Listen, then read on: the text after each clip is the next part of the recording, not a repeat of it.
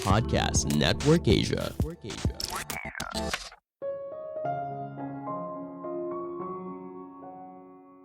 Orang yang sukses tidak selalu karena dirinya hebat atau karena dia bekerja lebih keras daripada orang lain. Mungkin saja karena dia lebih beruntung.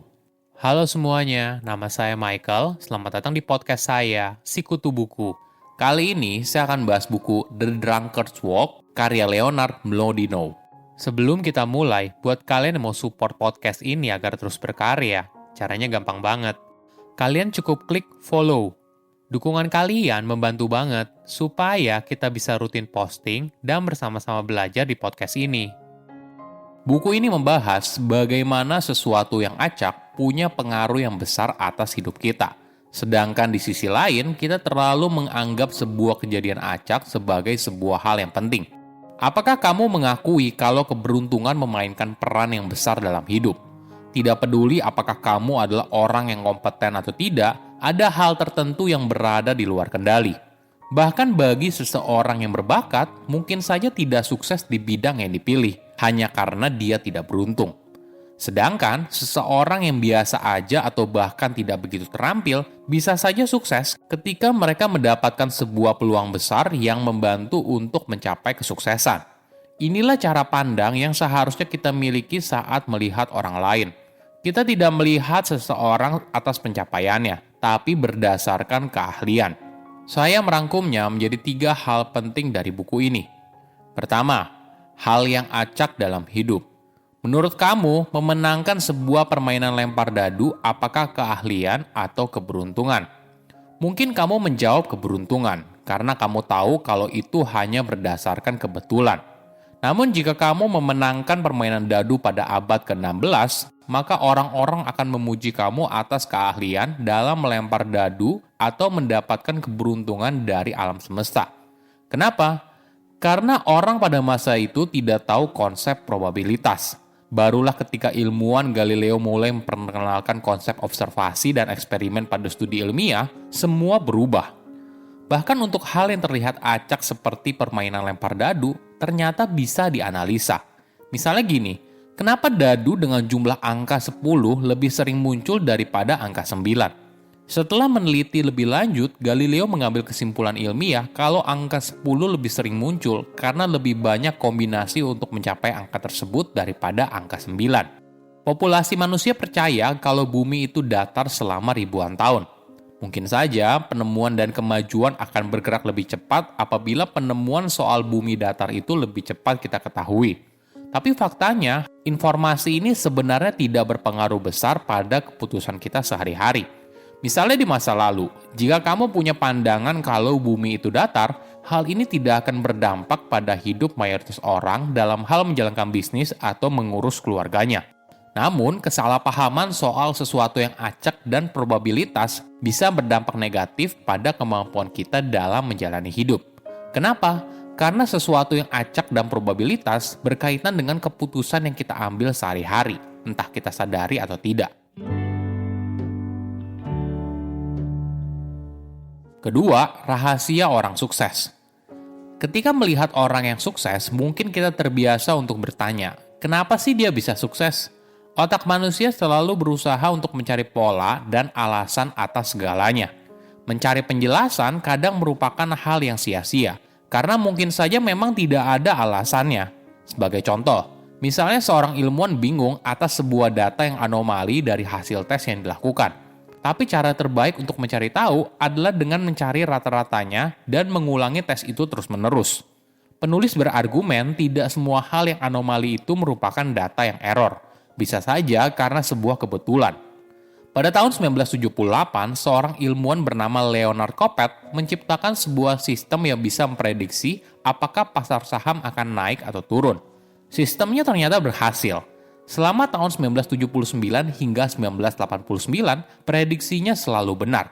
Setelah salah pada tahun 1990, prediksinya selalu benar hingga tahun 1998. Artinya, selama 19 tahun, Leo hanya salah sekali. Apakah artinya Leo merupakan seorang analis saham yang hebat? Ternyata tidak. Leo adalah seorang kolumnis dari sebuah majalah olahraga. Prediksinya berasal dari menonton hasil pertandingan populer di Amerika Serikat bernama Super Bowl. Hasilnya tentu saja kebetulan, dan tidak ada bukti kalau sistem prediksinya valid. Nah, dari kisah ini kita bisa belajar. Prediksi yang benar mungkin saja tidak berdasarkan sebuah pola, sama halnya dengan kesuksesan seseorang. Seorang manajer reksadana bernama Bill Miller berinvestasi dengan bijak di pasar saham sejak tahun 1990 hingga 2005. Seorang analis memperkirakan kalau peluang seorang manajer reksadana bisa sesukses Bill adalah 1:372.529. Namun menariknya, jika periode tahunnya tidak hanya terbatas pada tahun 1990 hingga 2005, maka akan ada 75% kemungkinan seorang manajer reksadana memiliki kisah sukses seperti Bill. Ini menunjukkan betapa hidup kita sebenarnya dipengaruhi oleh sesuatu yang acak.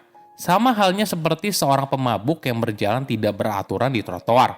Maka hidup kita juga mengikuti pola yang acak. Kadang kita berakhir sukses, kadang hal tersebut diambil oleh kompetitor. Ketiga, cara menilai seseorang dengan bijak. Untuk setiap orang terkenal dan sukses, ada masanya ketika mereka belum dikenal seperti sekarang. Pada tahun 2003, sebelum didirikannya Facebook, Mark Zuckerberg punya peluang yang sama untuk mendapatkan pendanaan investor seperti halnya pengusaha yang lain.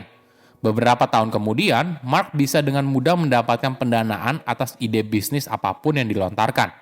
Apa yang berbeda? Mark masih orang yang sama, orang yang cerdas dan pekerja keras. Namun bedanya, sekarang dia punya popularitas yang tinggi, yaitu Facebook. Coba bayangkan skenario lain. Misalnya saja, di tahun awal ada perseteruan internal. Lalu Mark tidak punya kontrol yang besar atas Facebook. Atau regulasi pemerintah yang tiba-tiba saja menjadi sangat ketat, sehingga menekan pertumbuhan perusahaan. Atau misalnya, ada kompetitor lain yang lebih inovatif dan berhasil merebut setengah market share dari Facebook. Dalam skenario tersebut, Mark tetaplah individu cerdas yang mampu membangun perusahaan yang sukses. Namun bedanya, dia tidak punya kesuksesan yang nyata, sehingga mungkin saja Mark kesulitan untuk mendapatkan pendanaan bagi bisnisnya. Apa pelajaran dari contoh ini? Kita seringkali terlalu mengagung-agungkan keberhasilan dan meremehkan prosesnya. Dunia bukanlah tempat yang ideal.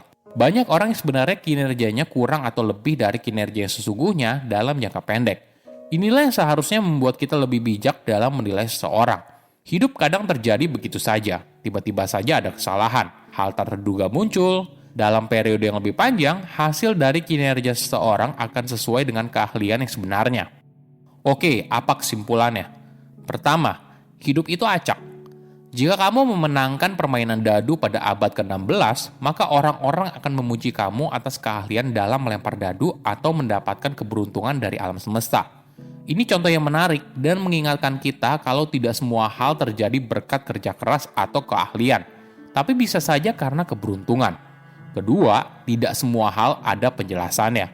Ketika melihat orang yang sukses, mungkin kita terbiasa untuk bertanya, kenapa sih dia bisa sukses?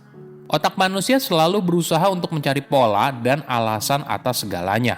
Mencari penjelasan kadang merupakan hal yang sia-sia karena mungkin saja memang tidak ada alasannya. Ketiga, menilai seseorang dengan bijak. Jangan gegabah melihat keahlian seseorang hanya karena dari satu periode yang berhasil. Bisa saja bukan karena keahlian, tapi karena keberuntungan. Namun dalam periode yang lebih panjang, hasil dari kinerja seseorang akan sesuai dengan keahlian yang sebenarnya. Saya undur diri, jangan lupa follow podcast Sikutu Buku. Bye-bye. Pandangan dan opini yang disampaikan oleh kreator podcast, host, dan tamu tidak mencerminkan kebijakan resmi dan bagian dari podcast Network Asia. Setiap konten yang disampaikan mereka di dalam podcast adalah opini mereka sendiri dan tidak bermaksud untuk merugikan agama, grup etnik, perkumpulan, organisasi, perusahaan, perorangan, atau siapapun dan apapun.